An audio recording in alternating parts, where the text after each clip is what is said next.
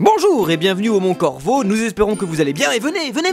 Aujourd'hui on va se plonger un peu dans le génie d'Eiichiro Oda et plus particulièrement dans ses foreshadowing. Vous allez vite être étonné en comprenant que le mangaka avait tout prévu des dizaines d'années à l'avance, oui. Mais avant tout nous tenions vraiment à vous remercier d'être de plus en plus nombreux à nous suivre et de continuer à aimer notre travail. C'est très gratifiant, que ce soit au Mont Corvo ou au Paradis du Joueur, vos retours sont adorables et nous prenons tout en compte. Mais bref, passons aux choses sérieuses. Premièrement, qu'est-ce que le foreshadowing? Petit cours de rattrapage, le foreshadowing c'est un procédé littéraire ou non d'ailleurs qui permet au créateur d'une histoire de semer des indices sur des événements futurs et donc à l'occurrence pour One Piece a placé implicitement un point très important du manga qui sera révélé explicitement plus tard. Et dans One Piece forcément il y en a des tas, mais nous allons ici citer pour votre plus grand plaisir les 5 plus grands coups de génie du maître. Let's go!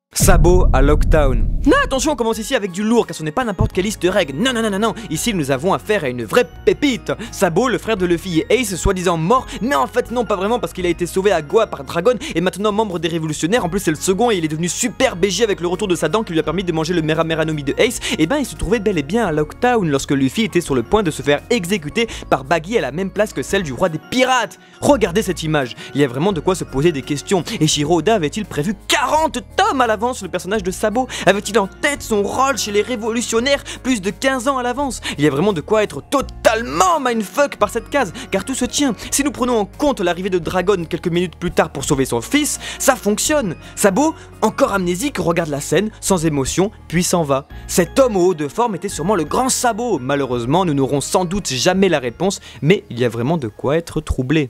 Jinbei.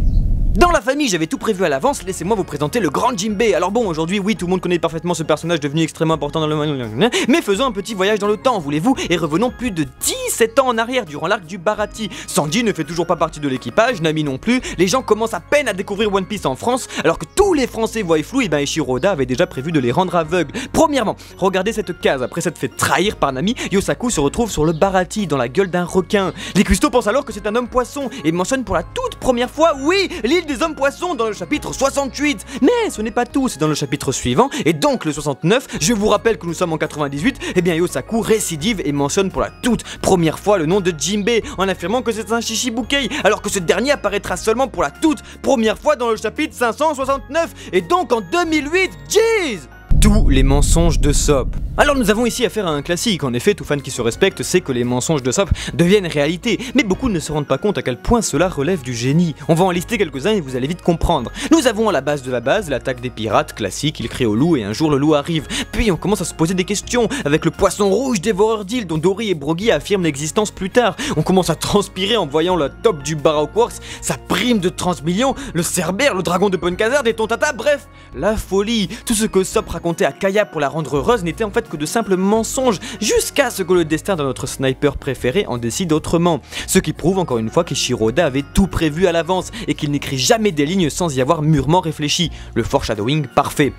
Pour plus de détails et pour surtout aller plus loin, pour comprendre que les pouvoirs de Sop vont être plus utiles que jamais, nous vous invitons à regarder notre vidéo sur les mensonges du long pif. La vidéo qui fait d'ailleurs, bah oui, la fierté de notre chaîne. Le lien est dans la description. La mort de Ace. On passe à quelque chose de beaucoup plus triste mais qui n'en est pas moins incroyable. Cette fois, c'est pas un indice diégétique et donc introduit dans l'histoire par les personnages mais bel et bien extra-diégétique. Car c'est dans une page de couverture où vous savez peut-être que le mangaka a pour l'habitude de dessiner des indices sur des événements futurs du manga. Et pour le cas, nous allons regarder de plus près le dessin de couverture du chapitre 520. Remettons les choses dans leur contexte, voulez-vous. Nous sommes en plein arc d'Amazon Lily, rien ne nous avait encore préparé ou juste indiqué la future grande guerre du manga. Et pourtant, sur cette page de couverture, nous retrouvons tous les Mugiwara jouant aux cartes. Et comme par hasard, seule la main de Luffy est visible. Ce dernier possède un ace de pique et une carte qui semblerait être Brook, ou tout simplement la mort. Pas besoin d'être Vegapunk pour faire la corrélation. De plus, il suffit de regarder la tête de Luffy, bref, tout était là depuis des années, personne ne l'avait vu ou personne ne voulait le croire. Enfin, comme pour Usopp, nous vous invitons à jeter un œil sur notre vidéo qui traite du sujet en profondeur, le lien est dans la description. Avant de passer à la première place de ce classement, voici les mentions spéciales. Mention spéciale à Riley, rencontré et mentionné pour la première fois à Shao Body, il était en fait présenté une dizaine d'années à l'avance dans le tome numéro 3, et plus précisément au chapitre numéro 18 dans le flashback de Baggy à Orange Town. Rien que ça. Mention spéciale à Nami, retournons vite fait à Lockdown car c'est juste avant d'aller sur Grand Line que les Mugiwara vont faire leur shopping et leur exécution, tout ça, la famille, les bails et tout ici. On retrouve alors Nami qui essaye de nouvelles tenues.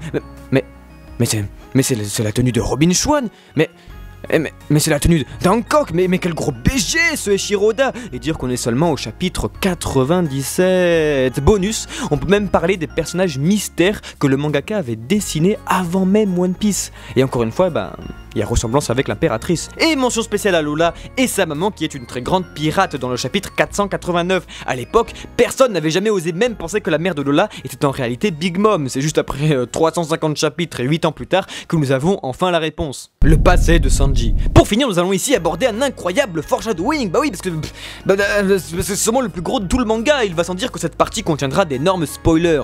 Donc faites attention les amis. Pour commencer, replongeons-nous dans l'arc d'Alabasta, et même bien avant. Durant l'arc de Little Garden, Sanji nous fait la démonstration de son intelligence en se faisant passer pour Mr. Free au Denden Muchi, trompant ainsi le grand crocodile. Mais OMG, c'est à Alabasta que ce dernier a compris le stratagème et lui demande alors son nom. Sanji répond sans aucune hésitation Mr. Prince. Ici, rien d'extravagant, mais allons quelques chapitres plus loin, voulez-vous. Durant l'arc de Jaya, lorsque les Mugiwara découvrent pour la première fois la vie de Norland et du livre Norland le menteur, Sanji affirme alors qu'il connaît très bien ce livre car tout comme lui, il est originaire de North Blue, là où il a été élevé. Mine God. On se rappelle alors qu'on l'avait jamais vu avant le Baratie. C'est pas possible, le mangaka avait pas prévu tout ça depuis le début.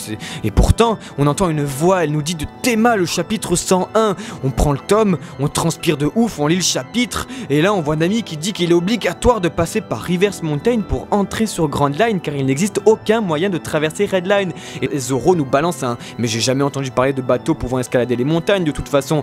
On retient notre souffle, on comprend plus rien, on commence à lire la réplique de Sanji qui est « moi si ».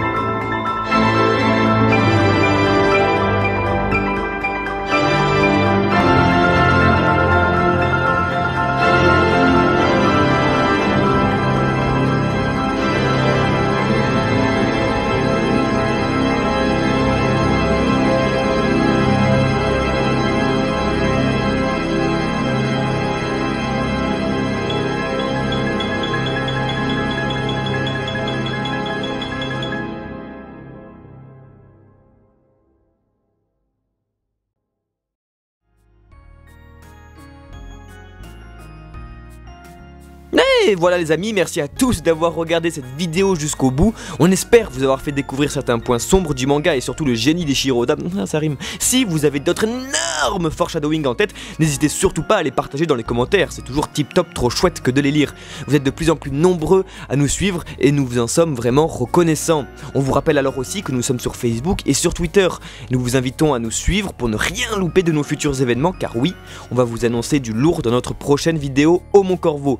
Un petit message aussi pour vous dire que nous sommes vraiment désolés d'ailleurs de ne plus pouvoir répondre à tous les commentaires comme on le faisait avant. Je sais, oui, ça reste un réel plaisir de les lire, que ce soit au Mont Corvo ou au Paradis du Joueur. Voir que vous êtes de plus en plus enthousiastes, vraiment, que ce soit pour aimer ou discuter de nos vidéos est un plaisir immense. Et discuter de nos passions avec vous est une des plus belles choses de notre vie et le plus grand cadeau que vous pouvez nous faire. Merci beaucoup et à bientôt au Mont Corvo pour une grande surprise.